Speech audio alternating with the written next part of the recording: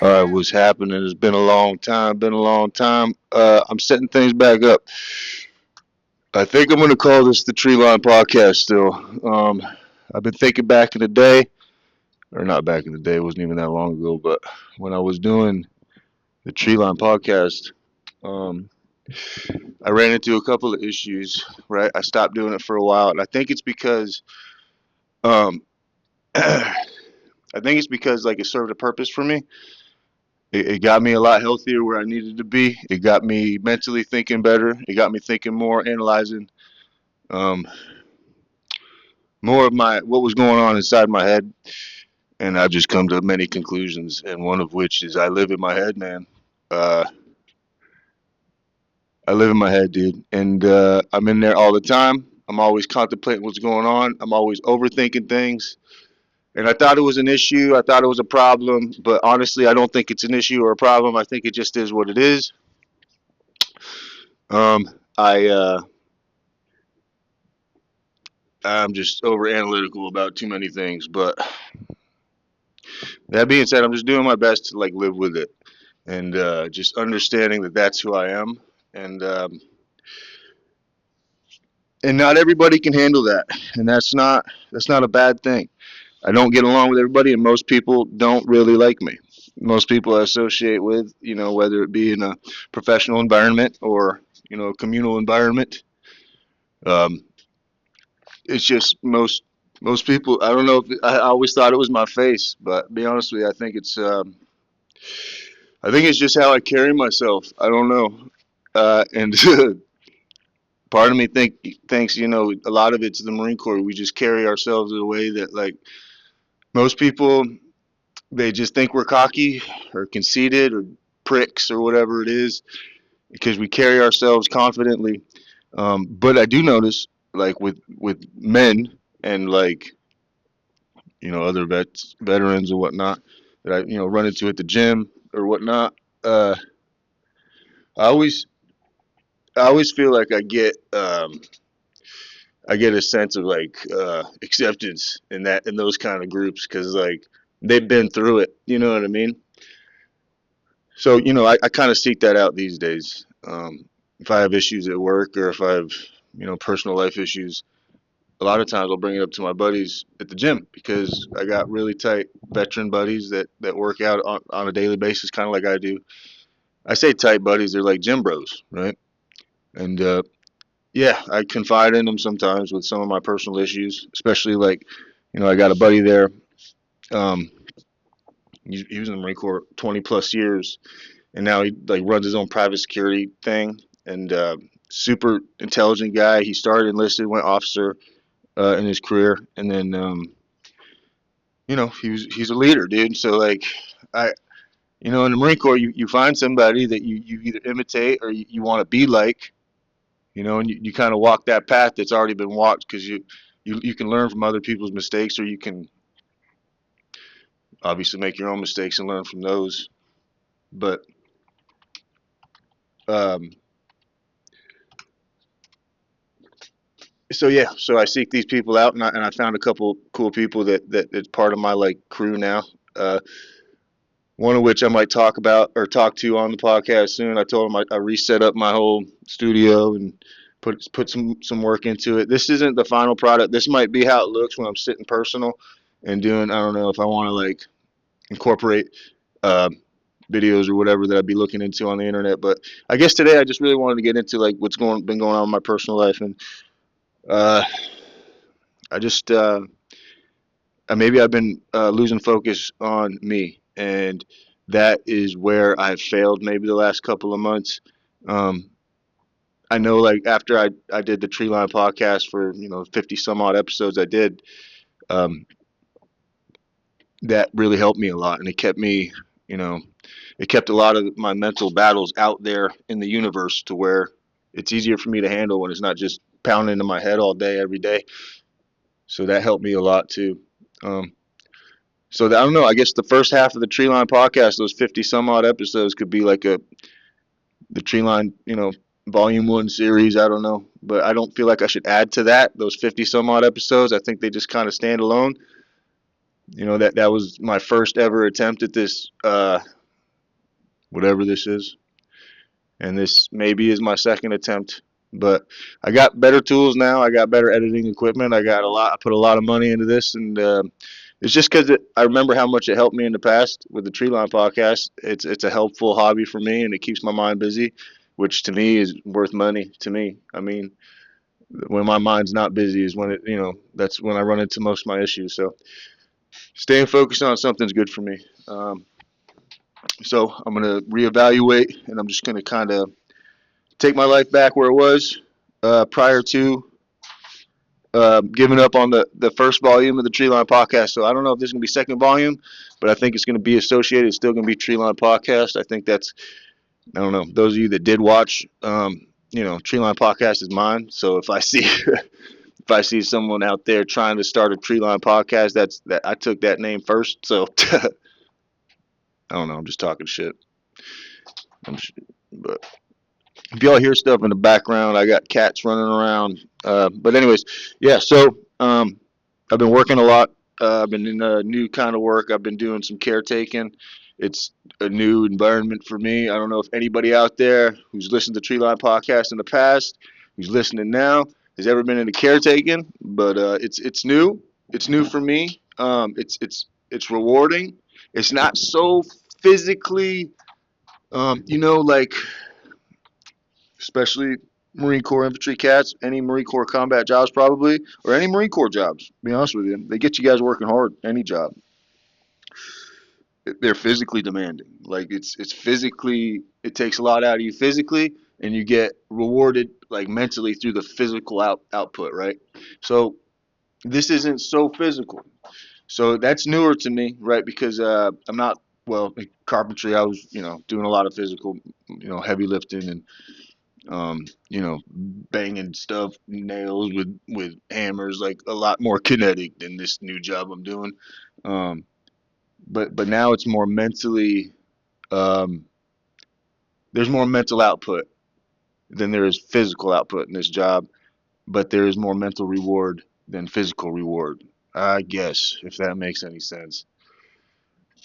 But this job is not just helping someone, buy something or helping someone order food or helping someone eat their food, but it's also like getting to know somebody. You're spending 8 hours a day with this person. It's like you become pretty tight. You know what I'm saying? It's almost a camaraderie in the misery of their life because their life, whether they know it or not, like they live with an affliction that that we take for granted that we don't have because we live these simple lives. And like we bitch moan and complain about everything when the truth is like our lives are not that difficult, man. You know what I'm saying? Like get up, go to work, 8 hours a day, 40 hours a week, more if you got more responsibilities. But at least you can do all that. Some of these people can't get themselves out of bed. Like you imagine having to depend on somebody to get you out of bed every day. Like that's a lot of these people living in this community, which I'm working now, deal with this issue. So it was an eye opener at first. And when I first took the job, I told the management that like, hey, I'll do 1 day a week starting because I've never done this before and I don't know if I can handle it and I don't know if it'll be a good fit for me. And then I spent a day working with some of the residents that in the place I work, and I just it seemed so easy and like everybody was so nice and almost they're better like than typical people. They're just nicer, you know. And so I liked it. So I told the management that afternoon that hey, I'll come in tomorrow. And it just kind of led to that to the point where I was doing like 50 hours a week, maybe 50, 55 hours a week. So I would just hang out past my clock out time because I was just hanging out. Really, you're just hanging out with these guys, with these residents. You're just hanging out and having a good time. And then when they need help, they let you know and you help them out. And then you're just going back to hanging out, watching sports, listening to music. Like it's like barracks lifestyle, with people that need your help. And barracks, lifestyle minus all the drinking. There's no drinking. Just I think there's a resident or two that enjoys like a drink or two once in a blue moon, but a lot of them, it's not, kick them into the hospital if they, I don't know. There's a lot of science to it, but a lot of them don't drink. So, and I haven't been drinking a lot, dude. To be honest with you guys, I haven't been drinking. I've been like pretty sober. and liking it. And I've been, hitting the gym, I would say regularly, 4 to 5 times a week hard. And, 2.5, 3 hours I'm in there 4 to 5 times a week. And like, there's no, I mean, those of you guys, that serve, like, there's no better medicine than the gym. There's no SSRI, there's no antidepressant, there's nothing that's going to make you feel as good as going and working out your kinks, working out your stresses, working out those toxins, working out that nastiness. Um, Funny dilemma I've dealt with as of late, and those of you guys, especially service guys, you might feel a certain way about this too. But I've tried to speak to civilians I work with and the company I work for, and they just, it's not that they feel different. It's just they don't understand the severity of what I'm about to explain to you guys. So I have a coworker, and I've worked with him for maybe a year, and he's totally fine. I have no issues with him. I had no issues with him, and then out of nowhere, I take the couple residents that I care for to a social event that involves the national anthem at the beginning of the event, and you know, I look around, everybody's standing up, I'm standing up like normal, you know, and my coworker that I've been working with for like a year decides he's gonna not stand up and he kind of just remains seated. So I walk over and I'm just thinking like maybe he doesn't know, that you're supposed to stand. Maybe he just doesn't know. This dude's 35. I'm like giving him a lot of benefit, out of the doubt, like benefit of the doubt, like not to know that you should stand. So I walk over. I'm like, hey, yo, you're supposed to stand up for the national anthem. And he looks at me. It doesn't say a word. Just looks at me with like this look on his face, like it's almost like a dumb look on his face. And I'm like, dude, are you not gonna stand for the national anthem? And same look, and I'm just like, wow, bro, like wow. And I go back to standing, go back to attention, put my hat back on my heart, and I just finish out the anthem. Don't say a word to him the rest of the night. And then I tell my management, I'm like, hey, I like this job, and I don't want to go to jail, and I don't want to lose this job, so I can't work with that person anymore. Um, he decided that he was going to bring his political views to the workplace, which I have not done once in the course of the last year. I might wear a T-shirt with the American flag, but I don't find that political. You know what I'm saying? I feel like if you live in this country, like you should be somewhat proud. If not, then go somewhere else. So he, he decided to bring his political views to work. To me, I've been dealing with that for like a couple of weeks. Every day, I'm just thinking like, damn, as much as I'm mature now and I don't want to lose this job and I don't want to go to jail. Like, is it my job? Like, is it my responsibility to rip this motherfucker from his chair? Like, I feel like it kind of was, and I feel like I kind of failed a couple people in my past that are no longer here because had we, had been in like if we switched spots, like if a buddy of mine that's no longer here, if he is still here and I'm no longer here, would he have ripped that dude out of his chair? Did I fail my buddies that didn't come home? Did I fail them? Like I have to deal with that personal dilemma. I'm thinking about that almost regularly now since the incident, and I'm so I can't work with this. I can't be in the same room with him, and I can't provide the best quality care for the residents in the same room as this person who just spit on like graves right in front of me. So I talked to my management about it, and they've been accommodating, which is fine. But at first, they told me like, hey, we got issues with the schedule already. We're kind of short staffed, and I said, hey, I understand that, but to be honest with you, it's not really my problem. And either you guys, I hope you can accommodate this issue, but if you can't, respectfully, I'm going to put 2 weeks in. I'm going to find something else to do. Hey. Um, but they've been accommodating since. It's been maybe 2 or 3 weeks since the incident, and I haven't had to work with them once. I've just been shifted to other residents as he, comes into work, which is better for him and I. Um, I just got nothing nice to say to him. So we don't need to speak. You know what I mean? Um, but I dealt with that for the last few weeks, and and I've talked to civilians about it. I talked to people I work with about it, and it just doesn't mean the same. I talked to like my Marine Corps buddy at the gym. Now to him it means something. You know what I mean? Like I talked to my brother about it. To him it meant something, but he was a little more, I guess, understanding of the opposing point of view. My brother, bless his heart. Um, but he said, these people got their right to do that.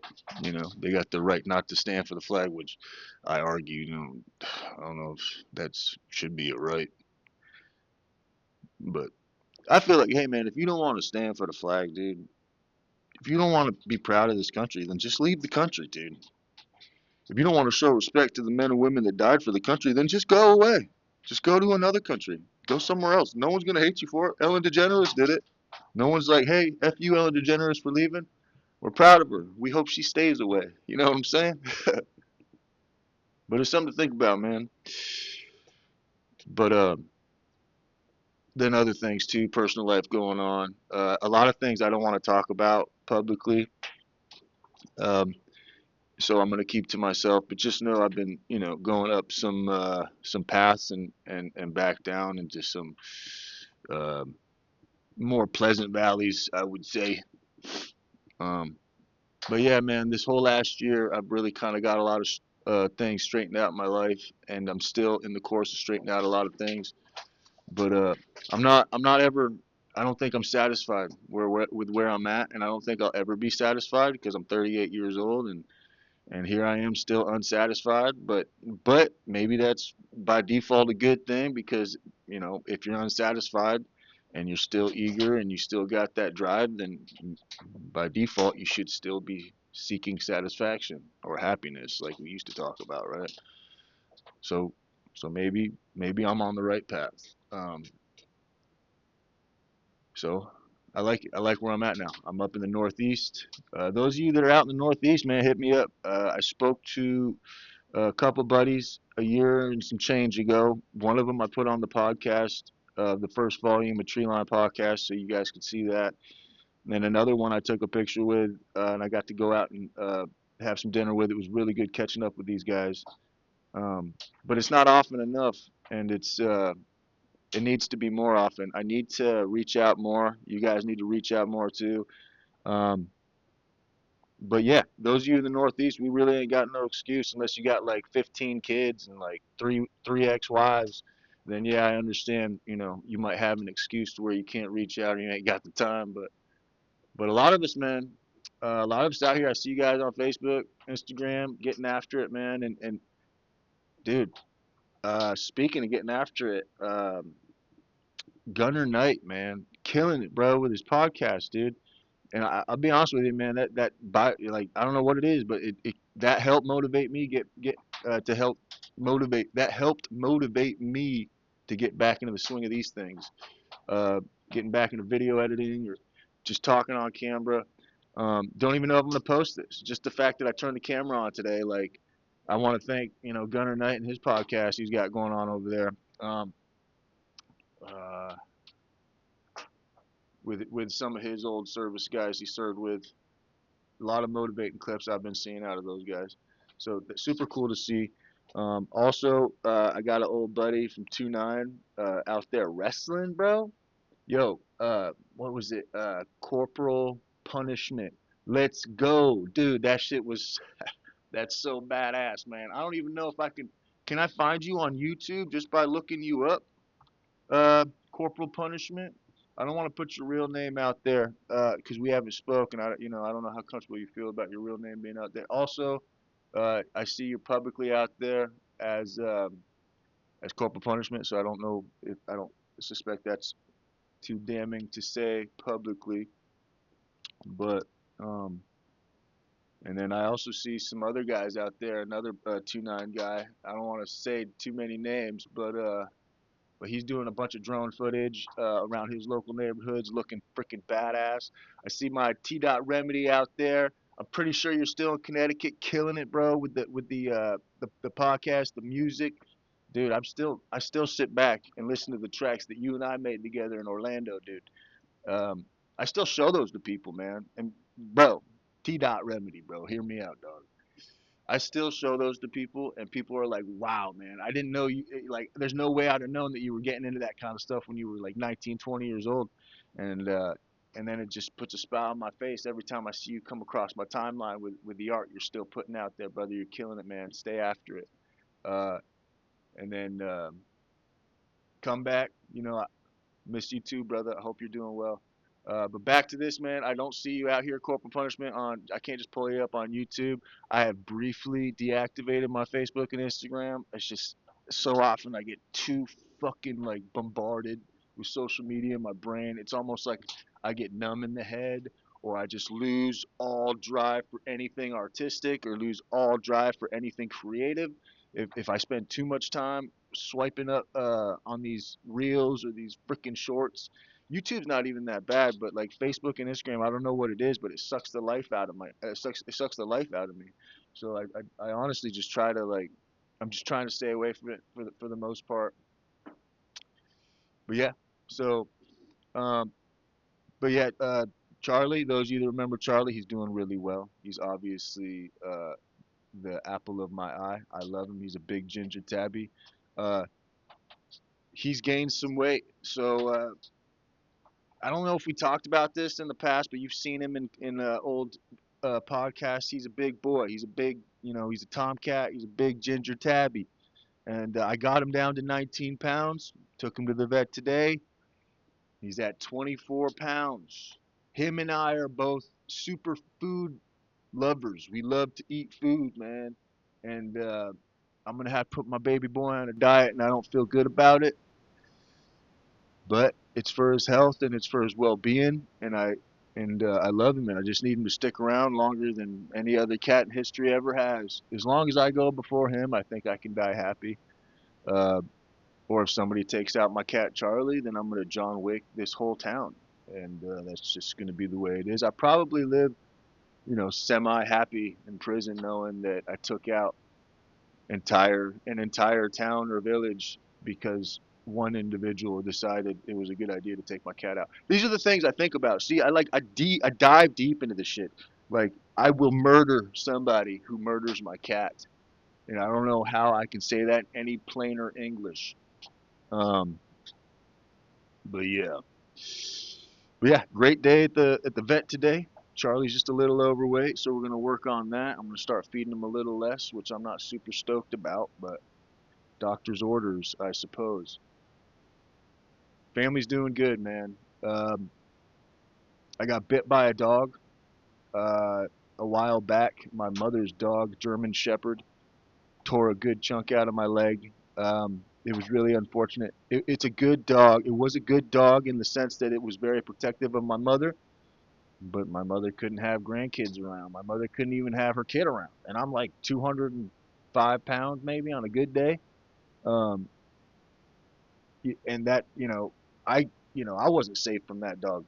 So imagine what it does to a little kid. So she had to come to the horrible decision of having to put down her best friend, her dog, and that was just so hard to watch her do that, and to know that she did it for me. Like, that's fucking love, man. People can tell you they love you all fucking day, man, but that's just a fucking word. But when your mother like sees what a dog that she's been living with for maybe 8 years or so did to her almost 40-year-old son's leg, and decides like, hey, my 40-year-old son is more important than this dog. I mean, I get it. Yeah, it makes sense, right? So I should be more important.